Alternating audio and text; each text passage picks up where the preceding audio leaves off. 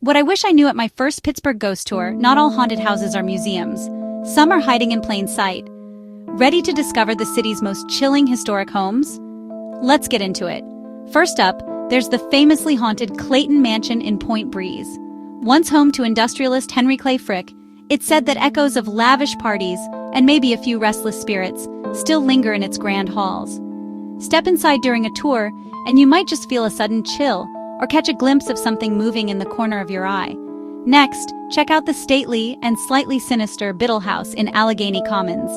Locals whisper about strange footsteps and unexplained shadows. Some say the house's long history has soaked into its very walls, making it a magnet for the mysterious. And don't miss the grand old mansions on 5th, now a boutique hotel. Guests have reported flickering lights and doors closing on their own. Classic haunted house vibes. Whether it's restless energy from Pittsburgh's Gilded Age or just creaky architecture, who can say?